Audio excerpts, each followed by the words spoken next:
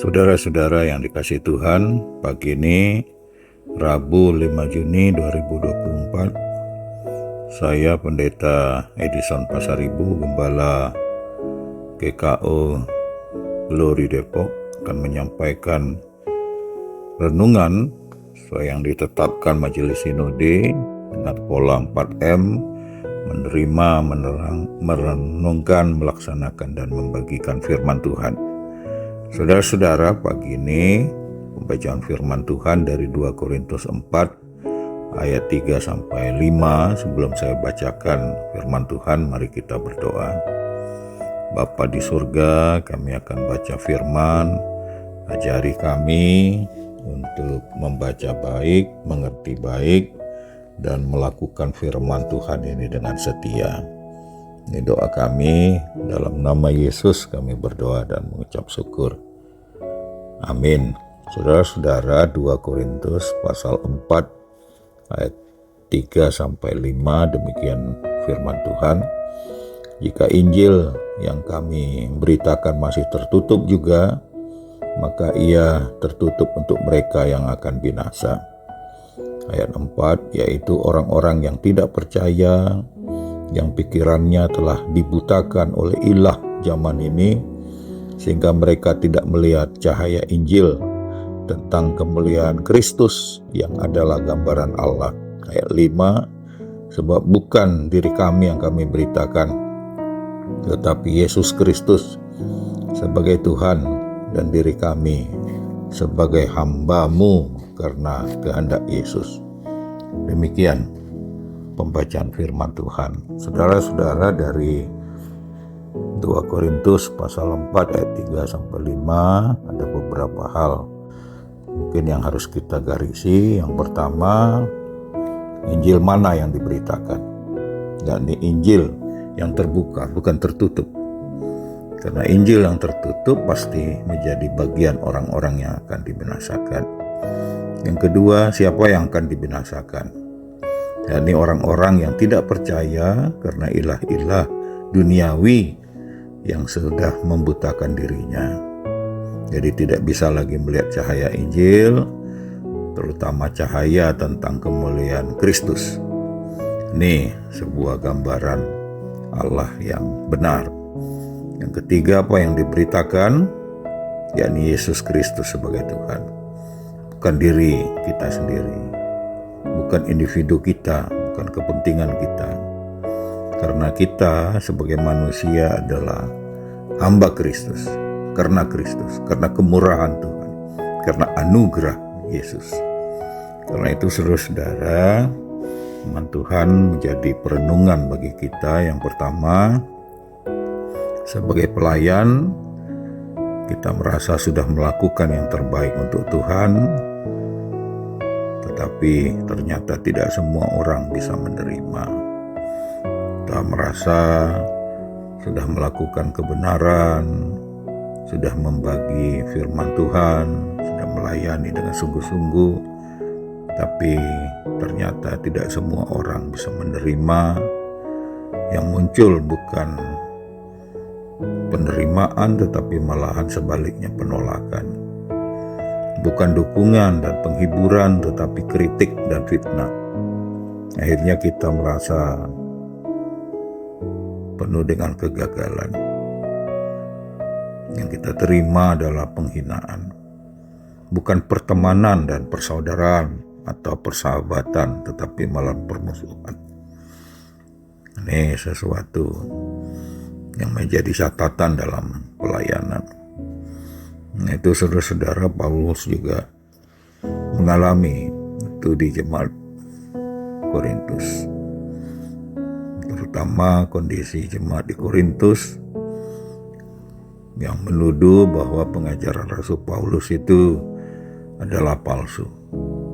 Mereka membanding-bandingkan pelayanan Rasul Paulus dengan pelayanan guru-guru yang memikat hati, yang menyenangkan, menguatkan, sepertinya betul-betul memberi kebahagiaan yang penuh dengan berkat. Semua apa yang dilakukan betul-betul memberi rangsangan sesuatu yang baik dan benar.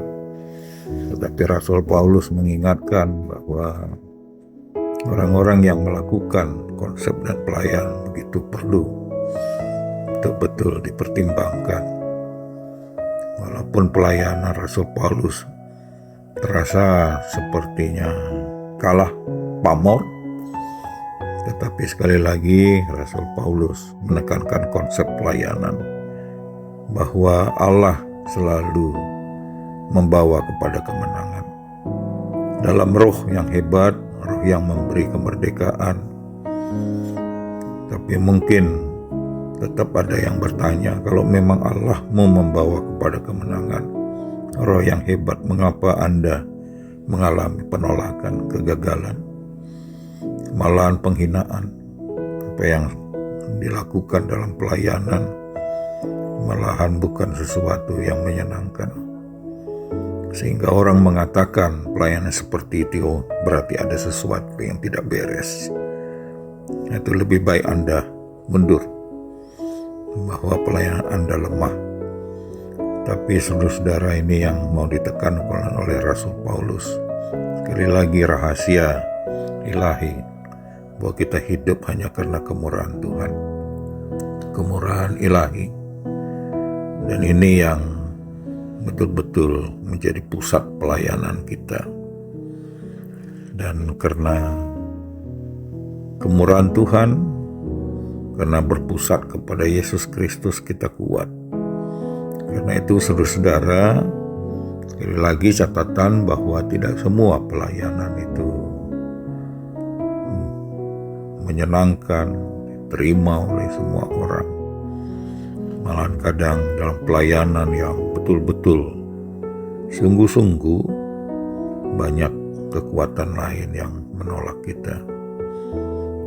Tapi Rasul Paulus katakan dalam kondisi apapun, dua catatan yang penting, setia dan ketulusan, menyangkut integritas perhamba Tuhan.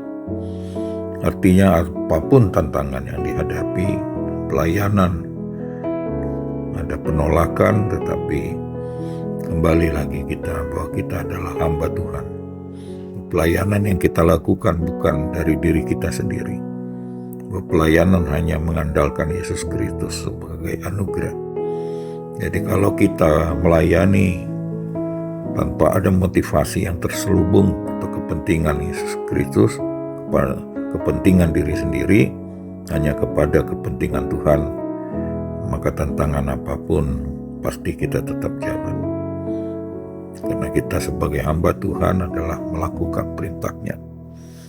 Nah itu saudara-saudara, kita mencatat dua hal dalam pemberitaan firman Tuhan dan tulisan Paulus pagi ini, bahwa banyak orang yang menolak Injil, yang masih senang dalam kegelapan rohani.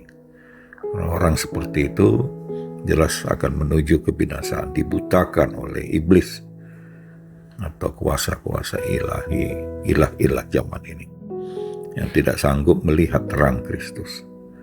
Nah itu kiranya di dalam Kristus ada terang, ada kehidupan dan kekuatan.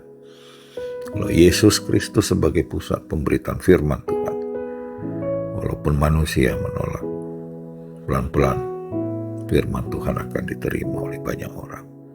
Nah itu setialah dalam pelayanan firman Tuhan, tetap mengandalkan Tuhan, karena kita hidup hanya karena anugerah Tuhan.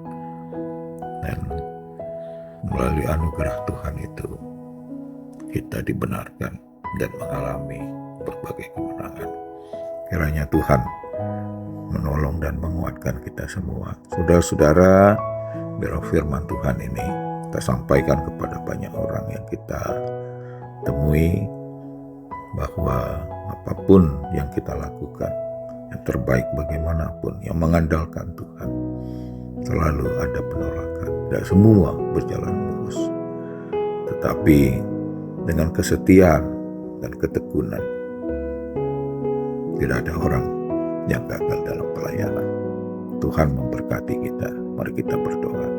Bapa dalam surga, makasih untuk firman Tuhan yang menguatkan kami, bahwa pelayanan bukan berpusat pada diri kami hanya pada Yesus Kristus. Pelayanan yang mengandalkan Tuhan.